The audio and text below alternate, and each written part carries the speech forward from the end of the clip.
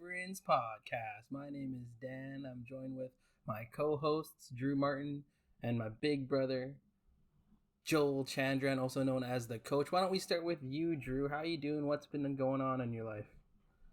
Oh, it's been going pretty good. I think I've had a new baby since the last time we potted, so Nice. that's 4 boys. Oh Not boy. a lot of sleep, but things are going good. Glad it's summer. Good, man. Good. What's the baby's name again? Caleb. Caleb Martin in the NBA Finals. Yeah, he was there. Coach, what's new with you? Well, just visiting the peg right now.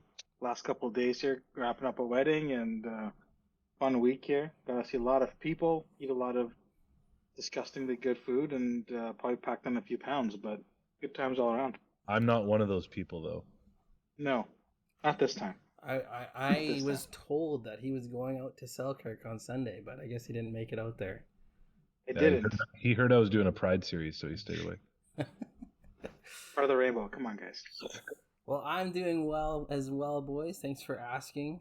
Just holding it down in Toronto here and not doing a Pride series at our church, but we are doing some fun stuff too. I got lots of fun stories at church in the city. But why don't we start with our Sports Reverends quick hitter news? What's going on? Well, the Oakland A's might be moving to Las Vegas. That's a good quick hitter. Manchester City wins the UEFA Champions League. That's soccer. PGA Tour and Live Golf agree to a merger, as well as the DP World Tour. The Las Vegas Golden Knights, a bunch of Canadians on that team, win the Stanley Cup. Against another team that has a lot of Canadians on it. Fred Van Vliet opts out of his contract to become an unrestricted free agent. Which still means not a lot because, he can choose where he wants to go. Blow it up. Blow it up. All right, let's go. First commercial of the day is Urban Hope. It's near and dear to my heart. It's a mentorship program for kids and youth that I run in downtown Toronto. We are gearing into the time of our summer camps, and we actually have two different summer camps this year. One in our St. Lawrence neighborhood, one in the Canary District. In the Canary District, we're running a camp with the largest Indigenous housing complex in Toronto called the Wigwamin Housing. And they've opened up their door to us. It's a secular place, but they let us come in there and use their space and to run our Christian Bible camp. So it's a really cool picture of some of our students that grew up through the Urban Hope program. They're now actually running the camp. I'm just there to oversee, make sure nothing major happens, but they're actually running the full camp. So that's a beautiful picture of our Urban Hope mentorship program, of these kids who've grown up through the program, they've gone to university, and now they're pouring back into their community. So if you're able to support in any kind of way, you can check out churchinthecity.ca, or you can check out the Sports Reverends website, and you can see the places where you can give. Thanks very much. Coach. Awesome. Well, welcome back, team. Good to be back. We'll be a little more consistent, we hope. So we say that all the time, though. We'll figure it out. So we're going to skip the sports part of the talk. I mean, we're going to dive right into the important topic for today. And it's about truth and holding on to your truth. A lot of double standards here in sports, hey? Yes, no, maybe? Yeah, I guess so. I mean, you could jump into a women's league right now and go play some sports and it'll be okay. That's true. Well, I don't think I could. I'm really out of shape right now. It's not good. Well, you can identify as being in shape. I always identify as being in shape. Right there. Yeah. I'm also 6'6" there. There you go. So there's been a lot of different storylines across the sports world, across the metaverse, including the Live Golf and PGA, where one stand is taken for one set or group of people, and another is denied that stance. Or we take a claim, we make a stand, and we, as we so aptly title it, walk it back. So, for example, let's start with the Jokic slander and the MVP talk, right? I know our good friend Kendrick Perkins pretty much basically said on ESPN Jokic was only getting votes because he's white. And I think JJ Redick pretty much called him straight out for that. And then he said, I did not, I did not, Yeah. I did not, I did not. And as much as I didn't listen to Kendrick Perkins at all before this, I think that's a total hit on his credibility. But the sports world just ran with this. Black Lives Matter. We have to be equal opportunists. And Jokic didn't deserve a third back-to-back or third MVP. Thoughts? Let's start with you, Dan. Yeah, let's start by giving Jokic his flowers. He has been absolutely incredible. His numbers throughout the NBA playoffs has been incredible. Almost averaging a triple double. Was 9.5 assists compared to his, I don't know, I think 12 rebounds and 25 points plus. And so he absolutely was a monster. Clearly the best center in the game, maybe even considered the best player in the game right now. I don't know if you're a GM, if you're starting a team, if you're taking anyone else over Jokic. And there is and on top of that, okay, there's not just Kendrick Perkins. I think it was the Kendrick Perkins effect, but let's say Mark Jackson held Jokic off his MVP ballot. Even though Jokic even had a better season this year than he did the previous 2 years, and his team was number one in the Western Conference. There's the Lakers beat writer who said that the Lakers, after they beat the Warriors in the playoffs, they said they got a straight line to the championship, and over and over. There's so much Jokic slander, and it all really did stem from this race topic, because I think in our world today, people were forced to choose. Either you're going to jump on the Jokic bandwagon of him being an all-time great, or you're going to tear him down. And a lot of people that have tore him down are still trying to like save face and still say, oh yeah, but some people are saying he had an easy road to the NBA championship because of the seeds of the teams that he played. Because Minnesota, there was the Lakers, who were, I guess, 8th seed. And did they play the Suns as well? The Suns were a decent seed, but then the Heat were a technically 7th seed, but 8th seed in the play-in tournament and all that, in the East. So they said they had an easy road. But if you look at who they played, like, come on. Durant had not lost a game in the regular season since joining the Suns. He lost 4 out of, I think they beat them in 5, or maybe 6. He lost 4 games in 10 days against the Nuggets. Like, that Suns team was really good. And so I have to say, the greatness of Jokic is so, like, he's in a category of his own, I think, right now, compared to almost the rest of the league. I'd put Giannis right there, because he's got 2 MVPs and a championship. So does Jokic. But, they're cut above. And so for all these guys to walk it back, like Mark Jackson now, if anyone watched the NBA Finals, the whole series, he just was saying how great Jokic was and all this stuff, because he wants to keep his MVP vote and all that stuff, and people are walking that back. And but for anyone to even question him and Joel Embiid, it's like there's no facts that can support that. There's nothing. Drew, what do you think about the whole race playing into the MVP voting and this rhetoric about it needs to be a person of color?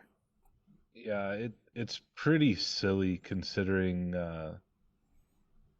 like, I think you can look at race in especially basketball. Like it's just not even really you could almost look at it the other way. Like, if white people talk to, I know if we're not supposed to play the what if game, but like if white people started to talk about the way black people, like it kind of looks racist the other way most of the time. Like, I know Kendrick Perkins brought up, he just wanted to say the 3 people who've won the MVP who weren't in the top 10 scoring, which isn't really even a factor in MVP. Then he just left it there. Steve Nash, Dirk Nowitzki, and Nikola Jokic. But it's funny how their arguments change, because these guys are European guys. Like, it's not even like the regular white people that they don't like. It's like, that's so true. Jokic is from Serbia, and where's Dirk's from Germany. Doncic, and like, like 2 of the top 5 players in the NBA right now are white Europeans. So they can't use their regular, white hillbilly racist jokes. But yeah, I don't think it has anything to do with it. Jokic has just been clearly the best player, and he just who can actually match up with Jokic in the league? Like, can you see anyone actually being able to cover him? Yeah, everyone talked about Anthony Davis being, and when he's healthy, he could be the best player, best defender, best player in the league. Jokic took him to like the shed, just whooped him.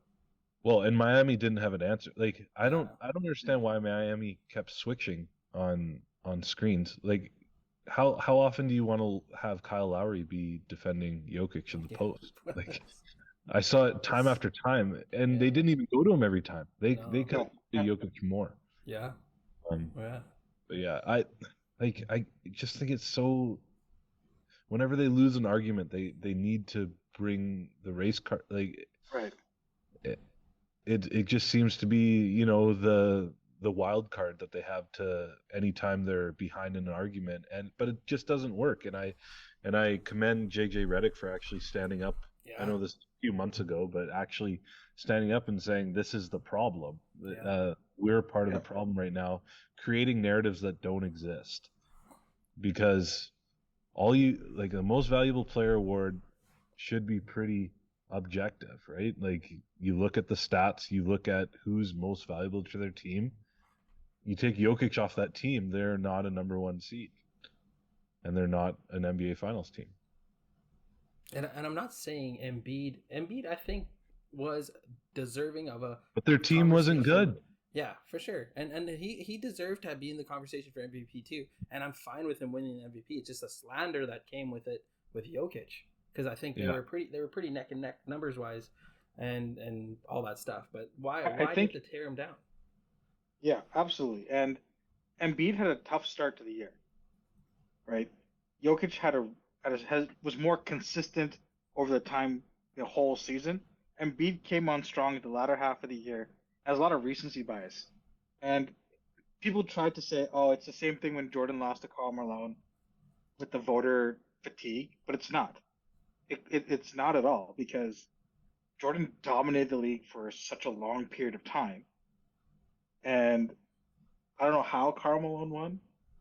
In my head, Jordan probably paid somebody to vote for Karl Malone so he could have some sort of mental check into the playoffs. It was Phil Jackson. Phil Jackson. Yeah, Phil, gotta motivate MJ. Yeah. So the voter fatigue rhetoric doesn't fly. It's all about what generates headlines. No one's watching ESPN anymore, right? Like, Shannon Sharp is off outtake, but no one watches that show anyway. Like, it's all about how can we drive ratings, what's going to resonate with the people. And I'm sorry to say it, but the wokeists don't buy tickets to sports games. They don't care. Now, for whatever reason, they dominate the headlines. Everybody's claiming, "Oh, Stephen A. Smith is great," blah, blah, blah. I want more JJ Redick. I want to see more guys like JJ Redick. Not that he's left or right, but he's based on the facts. And some of the takes that JJ has, no, I don't really agree with. But he comes prepped and ready to defend himself. And he's, articulate and smart. And, well, come on. Duke education, I know they take you so far. Yeah. He still played in the league longer than all of us combined. So, but the point I'm saying is, you're right. Like, it's all about what kind of story you can make. It totally swung the MVP vote. Somebody else with a different demeanor than Jokic might have cared. But here we have a guy who was the fastest thing he wanted to do was go home and race his horses. We got the job done. Let's go home. Like, even just him walking the handshake line was just. That's cool. He was just stone cold. But that was cool, right? He took the to time go. Like, what a humble guy. And he just congratulated everybody, did his thing, and was like, "Okay, time to go home."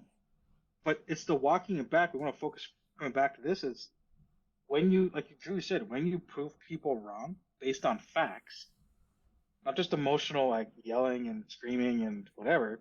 You prove people wrong based on facts. They just have to walk it back. And when they walk it back, they don't admit they were wrong. to just change the rhetoric. Like I think I was having a conversation with one of the guys from church and said, "Oh, Mark Jackson would be a great coach." And the very next day, he said, "Oh, my bad for not putting Jokic on the MVP ballot." If you don't think he's an MVP, just stand by it. Like whether you're right or wrong, you had a reason for doing that. Just stand by it. As soon as he walked it back, I was like, "Oh no, this guy cannot be. This guy cannot be a leader of men. Can't be." And another example we have the other way where somebody seems to be getting a pass is Ja Morant. Yeah, this is crazy. Like he's got a gun on Instagram Live or Facebook Live a couple of times now. He's threatened minors, right, in public settings, and yet we still see Ja Morant commercials in the finals. His shoes are sold out, and you have somebody like Kyrie who said, "I don't want to take the vaccine," and all of a sudden he's enemy number one. Where's the fairness in that? Where's the rhetoric in that? Any thoughts on that, Drew?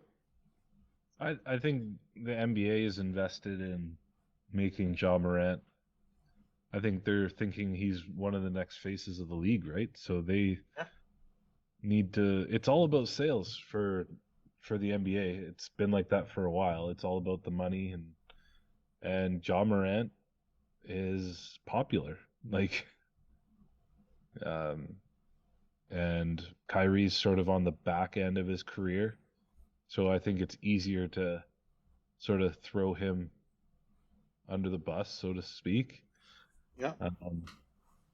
And it goes along with the narrative that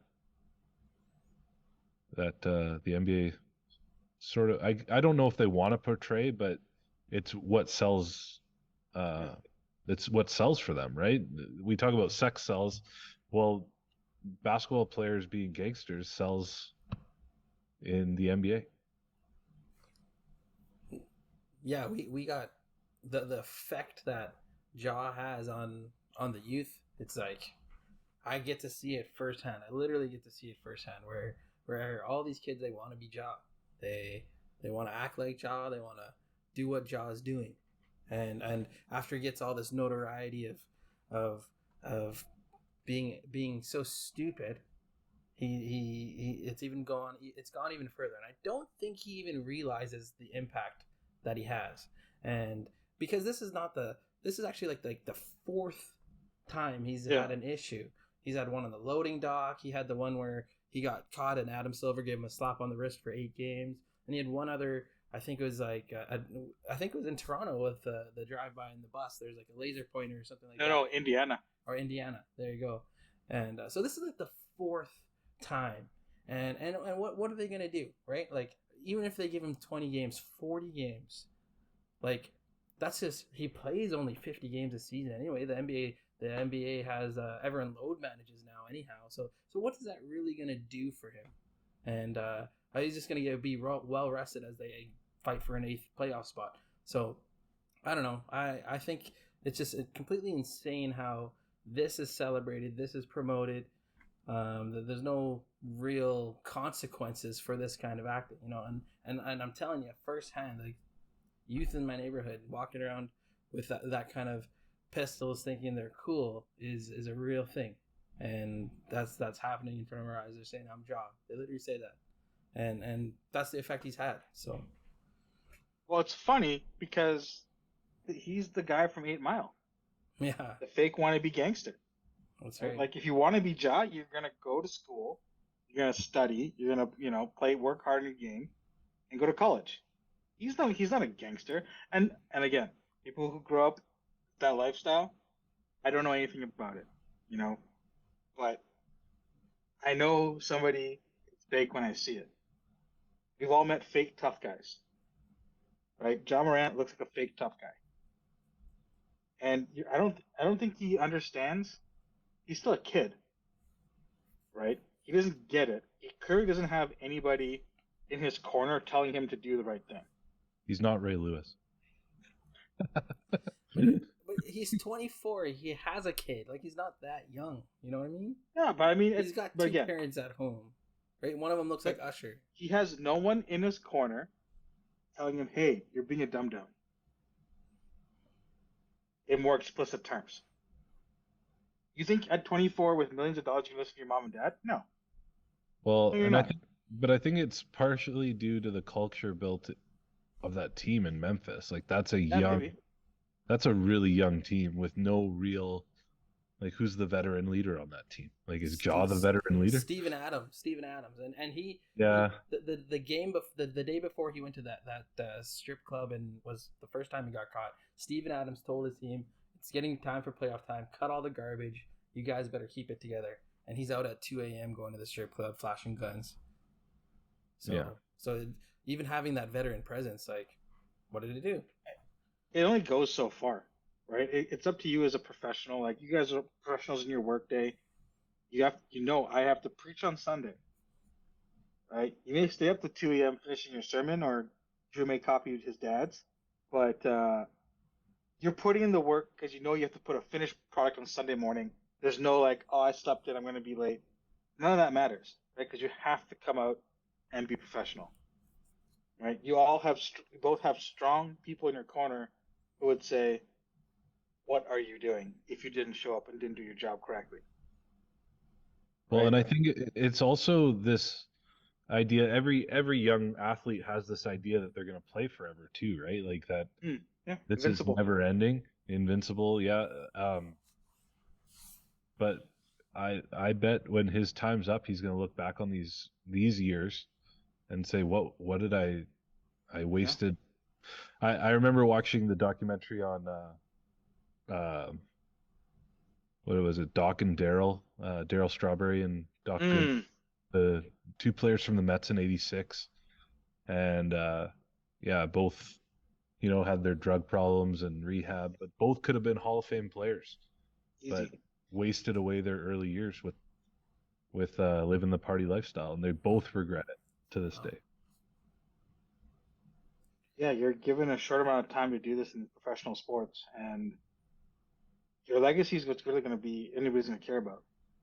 No one's going to be honest, I don't think anybody's going to care that Durant hopped around team to team. LeBron did it already. They're going to look at the number of rings he's won. If Ja Morant wastes his time, he's not going to get it back. And if you look at Memphis too, like, Dillon Brooks has been hated and basically kicked out because he went at LeBron James for being competitive. Like, he's just like, I really don't think what he did was that bad. Like, what is he supposed to do? Like, LeBron. Yeah, like, take a free pass. Like, LeBron was going to do what LeBron was going to do in that series, regardless of what Dillon Brooks said.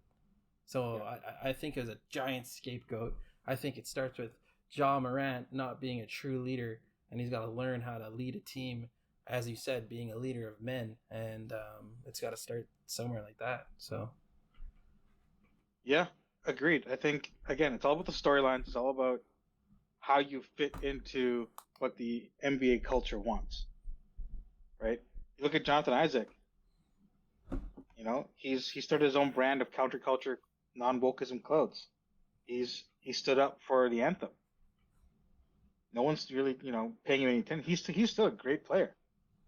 Good. Maybe good. We'll say good. If he could stay healthy, yeah. He was on track to be a great player. Yeah. Big time. But he didn't fit the narrative, and he's just being pushed aside.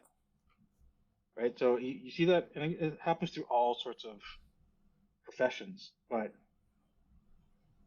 you need people. It just shows like you need strong people in your corner. Help set you right. How about the biggest walk back, Coach? What's the next? That's what I was heading towards. Man, if you're Rory, you're just not a happy camper right now. PGA comes back with Live Golf, and they just shake hands, and all is good. Let's start with you, Dan. Wow, it's just clear. It's just clear how much money talks. Because, wow, anyone who was with PGA Tour, they said Live Golf is corrupt. Their money is blood money. They're all this bad stuff. And how could you ever side with them? And And now I don't know how long it's been, maybe a couple months, not even, right? And no, it's been a year. It's been a year. Yeah. Yeah.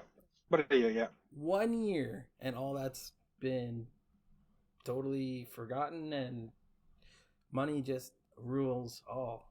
So I don't know. I don't know what else to say.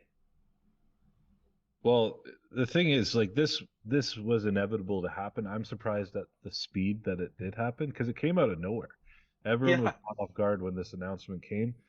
But it's just inevitable that this was going to happen because Live Golf went through its first year. It was very successful, and their golfers are still some of the top golfers in the world. Brooks Koepka came out, won the PGA Championship.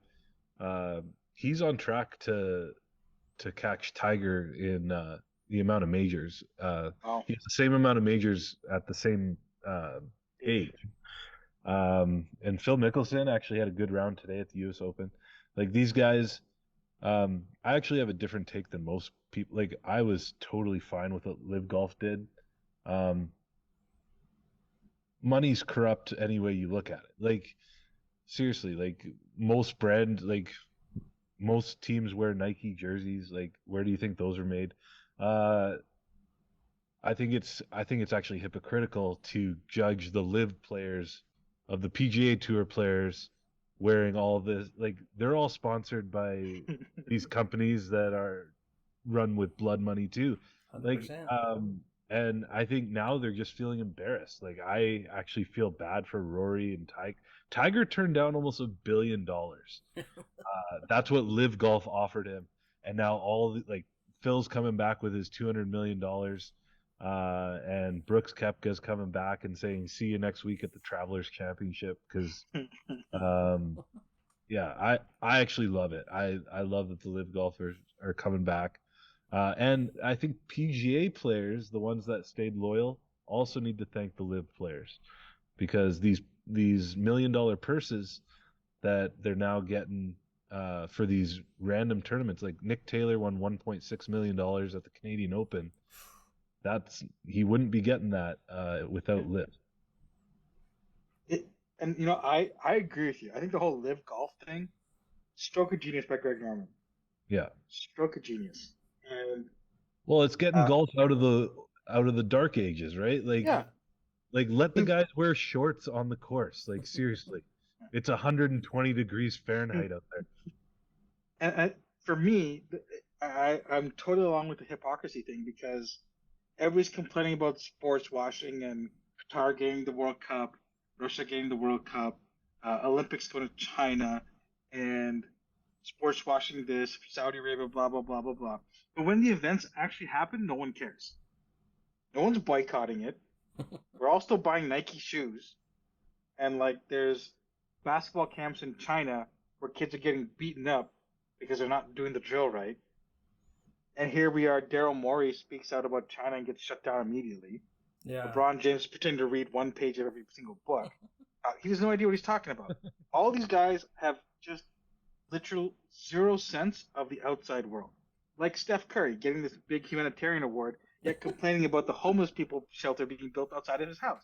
Like, stuff like this makes absolute nonsense. Yeah. Absolute nonsense. And so when somebody again comes and upturns the apple cart, like Live Golf, and guys get paid, all of a sudden, we can't have this Saudi money, Saudi money, Saudi money.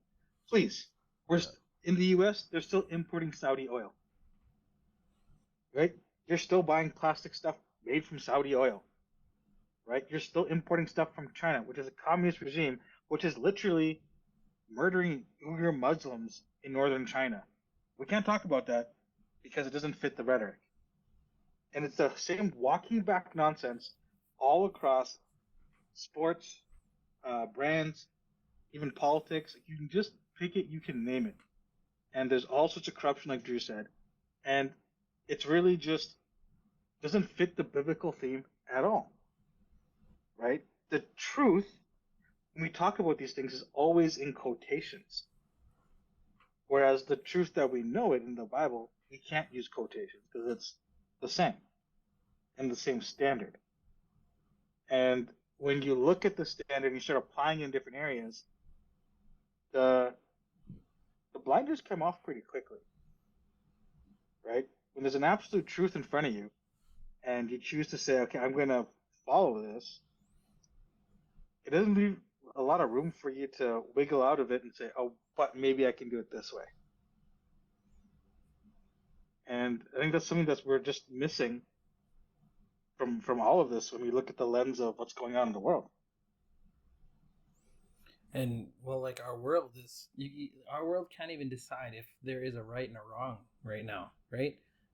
Yep. There's so much, basically believing whatever satisfies yourself is what's okay, and we can't even get to the conclusion that no, there is a right and there is a wrong, and we could never have open discourse if we disagree with one another, which is a major problem. That's why when we talk about truth and as Christ followers, we have to have it built into our foundation of everything that we do. If it's not in our foundation, if it's not on what the Bible says, that's when you see people slowly bend in different areas of failing, and that's a slippery slope. Well, and it's our whole culture is based on trying not to offend.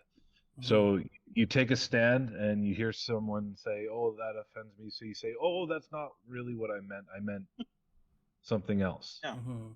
Right? And it's hard, and I found that even through this month in the series that I'm in, like looking out, and like I have to check myself because I'm almost reacting to people's facial expressions as I'm preaching. But it's like, no, I can't change I can't change scripture.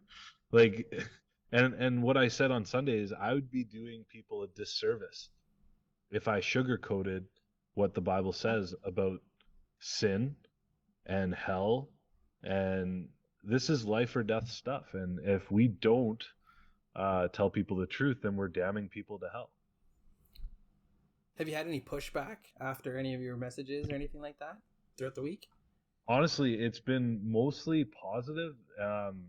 Like a lot of people thanking me for speaking about it because they just don't know how to do it. Like a lot of them have family members and kids that are struggling with it. And honestly, our Sunday school, our kids' church is going through the same series.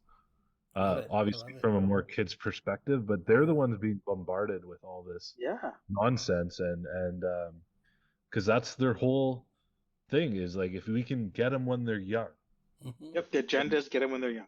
Yeah, for sure. And honestly, next week on the 25th, we're having an interview with one of our members who was a former trans woman and has transitioned back to being a man. And we're having a sit-down interview with him, and like it's going to be powerful. Just a conversation about the transformation power that God had in his life, and like how God saw him throughout the whole thing, and yeah, so that's going to be really cool to sit down, and that's going to be our conclusion to our Pride Month series. That's awesome. Super good. Looking forward to checking that out. Have you got any pushback in the Trailblazer series there, Dan? I did. I have had some. Last Sunday, we were just talking about pouring into the next generation. We're going through the book of Acts, and one of the challenges, one of the passions we have at Church and City is to start a school one day because of what's being pushed in our current public education system. And one of those things that I mentioned was a thing that's been going throughout Toronto is a drag show at elementary schools. And I was like, how can this be okay? This is where we need to take a stand.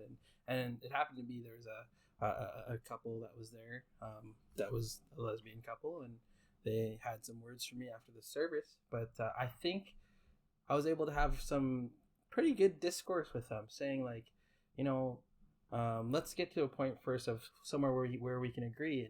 And we both could agree on that, adults exposing themselves and bringing toys and like things like that to children is wrong. And we could agree on that. And then from there, we kind of had some positive conversation, and was able to. I think when you have a disagreement with someone, it's better to have a conversation like that on a one-on-one level than it is to do it in a public scenario. And we have to be able to preach that way. But then I think when we see real impact is also being able to have those one-on-one conversations. And we basically ended the one-on-one conversation, hopefully in a more of a friendship kind of way. But like we've been talking about, there's gonna be more and more pushback as we continue to preach what is right and preach what is true, and finding the balance like I have with Drew here of not trying to cater to anyone or not trying to do a disservice to anyone is something for sure is got to check ourselves on. So what's kind of not funny, but I'll use the word funny to me, is I think for the last couple of years we've been talking about like where's the line where we're not gonna cross. Yeah. And I think as we're talking about what lines I think we've passed it. Like the fact that we have to talk about how it's wrong to have drag shows in elementary schools. Yeah. And teachers dressing up as women, like there was that teacher in Toronto dressed up as a woman, and I think Christians for too long have been too far on the sidelines, passive, saying, "Oh, when we pass the line, or when it gets to the line, then that's when we're going to stand up." No, you actually need to set your boundaries. And I remember talking about this in Bible school with the book that we read, Boundaries. Your boundary actually has to be well inside where you're willing to go. Yeah. Because if you put your boundary too close to the edge, you're bound to fall off. You're bound to get too close and fall off. Your boundary for where the line is. I see what you're saying. Yeah. Yeah, it actually needs to be well in the safe zone of where you're not willing to cross. So I think we've waited too long when it comes to protecting our kids. For sure. And we've seen it firsthand, even with other people in ministry that have fallen off because they let their boundaries be pushed, and that's an issue. Yeah. Yeah, it's a tough thing, holding your boundaries. It's an unpopular thing, but if you don't do it now, it's better late than never. Obviously, we feel, I think we're all agree things have gone too far, but people are starting to wake up, right? And again, reading your Bible, praying every day. It's a really silly little song, but it's foundational in its truth. So let's wrap up for today. Any last thoughts, Drew, before we call her? No, it's good. The U.S. Open's this weekend. It's going to be really good. The course has never been played for a U.S. Open, and there is some ridiculous holes. So that's what I'm going to be watching this weekend. You guys won't be. I've also got a amateur qualifier for golf this weekend. Let's go. How'd it be? Yeah. There we go. So I'm doing that on Saturday. Beauty. There we go. Daniel? Yeah, that's no, I'm not an amateur or anything anymore. I'm just going throughout my week, and I will say this: you guys can check out all these socials that we're on. Make sure you check out even Drew's church. I'm excited to hear that at Bethel Huntsville. I got Church in the City, Toronto. There's a Living Against the Grain podcast that I've joined on that talks about similar things like this as well. And then obviously all things Sports Reverends. We need you following. We need you partnering with us as we continue to put out more content, as we continue to extend our reach. We need your help to do so. So please do that. Share us. Give us the 5 stars. All of the above. Subscribe. And yeah. All right. Enough said. Glad to be back, guys. Great pod. We'll do it again, hopefully in a week or so, and we'll run from there. Let's See you go. guys next time. Peace. Peace.